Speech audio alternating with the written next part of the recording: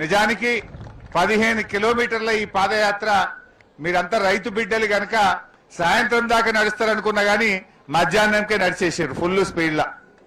కష్టం చేసే బిడ్డలు గనక రైతు బిడ్డలు గనక 8 గంటలకు వెళ్ళిండ్రు, 3:00కల్లా ముట్టేసిండ్రు.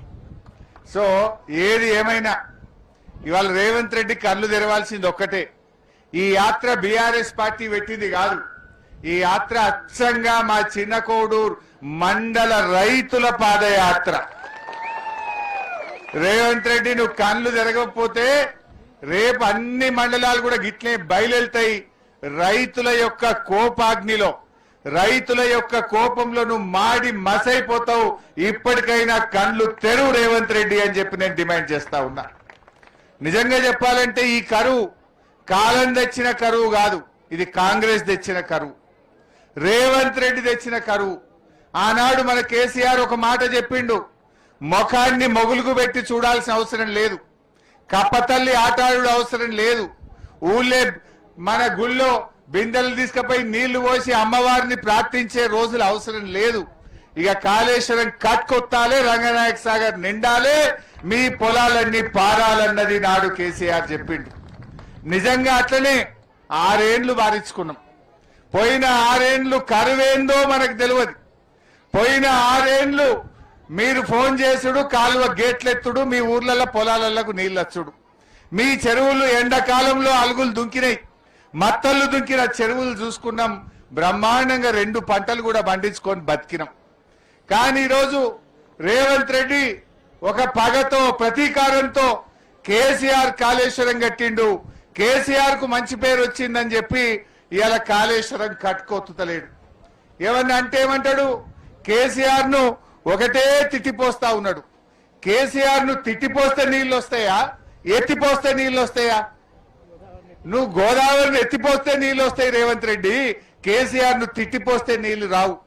నువ్వు కేసీఆర్ ను తిడితే నీ మనసు ఆనందపడుతుందేమో, కానీ రైతుల మనసులు ఉసూరుమంటున్నాయి, రైతుల గుండెలు ఆగిపోతా ఉన్నాయి. తిట్టుడాపు, కట్క ఒత్తి మోటార్లలో నీళ్లు పోయించు రేవంత్ రెడ్డి అని చెప్పి మేము కోరుతా ఉన్నాం. ఇవాళ రేవంత్ రెడ్డి నీళ్లు ఒడిసిపెట్టవా అంటే కిందికి ఇడిచిపెడతా ఉన్నాడు. ఈయన కిందికి ఇడిచిపెట్టే ఆంధ్ర ఆయన చంద్రబాబు నాయుడు పట్టిసీమ మోటార్లు వస్తే ఆయన ఒడిసి పట్టుకుంటుండు, మనోడు ఇడిచిపెడుతుండు, చంద్రబాబు ఏమో ఒడిసిపడుతున్నాడు. మరి ఇలా మన ముఖ్యమంత్రి మన నీళ్లు ఎత్తుతాడా, కిందికి ఇడిచిపెట్టాడా? ఇడిచిపెట్టేటోడు మనోడు అవుతాడా? దయచేసి మీరు ఆలోచించండి. ఇవాళ రేవంత్ రెడ్డి 70 టీఎంసీల నీళ్లు మోటార్లు వత్తగా కిందికి ఇడిచిపెట్టిండు. గా 70 టీఎంసీలు ఎత్తుతే ఈ పాటికి రంగనాయక సాగర్ నిండుగా ఉంటుండే. ఎట్లున్నది రంగనాయక సాగర్? అది చూస్తే చిన్నపోయింది, మొత్తం గుండ్లు రాళ్ళు, మా చంద్రలాపూర్ తాళ్ళన్నీ మళ్ళీ తేలినాయి. ఒకప్పుడు నిండుగా ఉండే రంగనాయక సాగరు ఇవాళ చిన్నపోయింది. ఇవాళ రేవంత్ రెడ్డి గారిని మనం ఈ మీటింగ్ నుంచి ఒకటే డిమాండ్ చేస్తున్నాం, వెంటనే కాళేశ్వరం మోటార్లు ఒత్తాలే, మా రంగనాయక సాగర్, మల్లన్న సాగర్, కొండపోచమ్మ సాగర్ నీళ్లు నింపాలి. ఇవాళ రేవంత్ రెడ్డి వచ్చాక అంత కరువే, నీళ్ల కరువే, ఎరువుల కరువే, సంక్షేమ పథకాల కరువే, అభివృద్ధి పనుల కరువే, అంత కరువే వచ్చింది రేవంత్ రెడ్డి వచ్చినాక. మనకేమో కరువు వచ్చింది, కాంగ్రెస్ వాళ్ళు మాత్రం మంచిగా బలుస్తున్నారు, వాళ్ళు మాత్రం దొడ్డుగైతున్నారు. కరువు ప్రజలకు, కాంగ్రెస్ వాళ్ళకు మాత్రం మంచిగా దొడ్డుగైతున్నారు. ఇదే ఇవాళ మీరు తెచ్చింది. ఇవాళ ఒక్కటి గుర్తుపెట్టుకో రేవంత్ రెడ్డి, మా అనంతగిరి పోషమ్మ తల్లి చాలా పవర్ఫుల్. నువ్వు గిట్ట అనంతగిరి నీళ్లు ఎత్తకపోతే ఆ పోచమ్మ తల్లి మైమగల్ల తల్లి, ఆ తల్లిని భర్తం జాగ్రత్త రేవంత్ రెడ్డి అని హెచ్చరిస్తా ఉన్నా. మా రంగనాయక సాగర్ కు నీళ్లు ఎత్తకపోతే మా రంగనాయక స్వామి కూడా చాలా పవర్ఫుల్ స్వామి. మా రంగనాయక స్వామి నీ రోగం కుదురుస్తాడు, జాగ్రత్త రేవంత్ రెడ్డి అని హెచ్చరిస్తా ఉన్నా. మా మల్లన్న సాగర్ మా యాదవుల ఆరాధ్య దైవం. మా మల్లన్న సాగర్ నింపకపోతే మా మల్లన్న దేవుడు నీ భర్తం జాగ్రత్త రేవంత్ రెడ్డి అని హెచ్చరిస్తా ఉన్నా. అట్లనే మా కొండపోసమ్మ తల్లి, ఆ తల్లికి ఏం మొక్కుతే అది బరాబర్ అవుతుందట. మరి మా కొండపోచమ్మ రిజర్వాయర్ నింపలేదనుకో, ఆ తల్లికి గిట్ట కోపం వస్తే రేవంత్ రెడ్డి నువ్వు మాడి మస అయిపోతావు, జాగ్రత్త అని హెచ్చరిస్తా ఉన్నా. రేవంత్ రెడ్డి గారు ఇలా ఒకటి గుర్తుపెట్టుకో, ఎప్పుడన్నా నీ అసంటోడు వస్తే ఆ తల్లి ఆ దేవుడు నీ సంగతి చూడాలనే కేసీఆర్ అన్ని దేవుళ్ళ పేర్లు పెట్టిండు.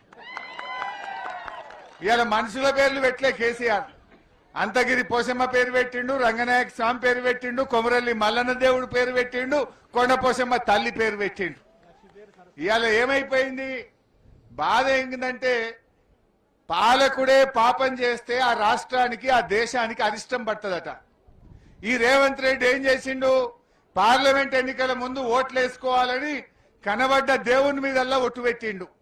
15 ఆగస్టు కల్లా రైతుల రుణమాఫీ చేస్తా అని భద్రాద్రి రాముల వారి మీద ఒట్టు పెట్టిండు, యాదాద్రి లక్ష్మీనరసింహస్వామి మీద ఒట్టు పెట్టిండు, కొమరల్లి మల్లన్న మీద పెట్టిండు, జహాంగీర్ పీర్ దర్గా మీద పెట్టిండు, మెదక్ చర్చ్ మీద పెట్టిండు, ఏడుపాయల అమ్మవారి మీద ఒట్టు పెట్టి దేవుని మీద ఒట్లు పెట్టి మాట తప్పిండు ఇవాళ రేవంత్ రెడ్డి.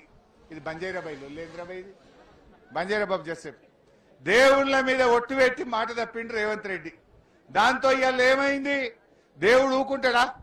దేవుని మీద ఒట్టు పెట్టి మా పాలకుడే మాట తప్పితే ఆ రాజ్యానికి అరిష్టం పడుతుందట. ఇవాళ ఈ రేవంత్ రెడ్డి పాపం వల్ల, రేవంత్ రెడ్డి ఒట్లు పెట్టి మాట తప్పడం వల్ల ఈ రాష్ట్రానికి కరువు పట్టింది, కరువు వచ్చి పడ్డది. కేసీఆర్ ఉన్నప్పుడు 10 ఏళ్ళు ఎన్నడూ కరువు రాలే, కాంగ్రెస్ వచ్చింది మళ్ళా కరువు వచ్చింది. రేవంత్ రెడ్డి మాట తప్పి దేవుని మీద ఒట్టు పెట్టి మోసం చేసిండు, ఇవాళ అరిష్టం పట్టుకున్నది, కరువు వచ్చిన పరిస్థితి వచ్చింది. అసలు ఈ రేవంత్ రెడ్డి వచ్చిన తర్వాతనే రైతులను ఇవాళ అడుగడుగున వంచిస్తున్నాడు, వంతుల వారీగా రైతుల్ని వంచిస్తున్నాడు రేవంత్ రెడ్డి. మీరు ఒకసారి చూస్తే రుణమాఫీ నుంచి నీళ్ల దాకా రైతులకు వంచుడు, మోసం చేసుడే. రుణమాఫీ అయినాదే అందరికీ? జర కానువలు చేయెత్తురు చూద్దాం.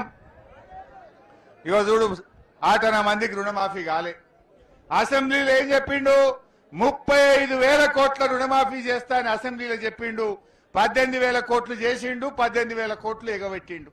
సగం మందికి రుణమాఫీ చేయలే. రైతు బంధు మొన్న మన సిద్దిపేటకే వచ్చిండు యాసంగిలా. 45 రోజుల్లో 9,000 కోట్లు యాసంగిలో మీ పైసలు ఎత్తా అన్నాడు. మొన్న యాసంగి రైతు బంధు పడ్డది అందరికీ, ఎగబెట్టిండు. 2 ఎకరాలకు వేసిండు, ఎగబెట్టిండు. అంతకుముందు ఒకటి మొత్తానికే ఎగబెట్టిండు, ఒకటి 3 ఎకరాలు వేసి ఎగబెట్టిండు. 3 పంటలకు 19,000 కోట్ల రూపాయలు రైతు బంధు ఎగ్గొట్టిండు రేవంత్ రెడ్డి. ఎరువులకు కూడా కరువు వచ్చింది. కేసీఆర్ ఉండగా ఎప్పుడైనా ఎరువులకు ఇబ్బంది అయిందా? మన ఊళ్ళో పెదకోడులో ఆటో డ్రైవర్కి చెప్తే ఇంటికాడ వేసిపోయింది సంచులు.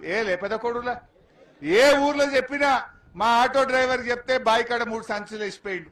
ఇవాళ కాంగ్రెస్ వచ్చినాక ఎరువులు దొరుకుతలేవు, ఎరువుల ధరలు కూడా అడ్డగోలు పెంచిండ్రు. డిఏపి బస్తాలు కూడా దొరుకుతలేవు, 400, 500 సంచికి పెంచిండ్రు. యూరియా పెరిగింది, కాంప్లెక్స్ పెరిగింది, డిఏపి పెరిగింది, అన్ని రకాల ఎరువుల ధరలు పెంచిండ్రు. దానికో యాప్ పెట్టిర్రు. యాప్ ఇప్పుడు దుకాణంలో ఉంటే దొరుకుతాయి, దుకాణంలో లేకపోతే యాప్ ఎందుకు, గీప్ ఎందుకు? ఇదంతా కూడా షాపులో లేనప్పుడు యాప్తో ఏం పని, యాప్తోనేం లాభం? ఈ యాప్లు పెట్టి రైతుల ఉసురు పోసుకుంటున్నారు. అంటే రుణం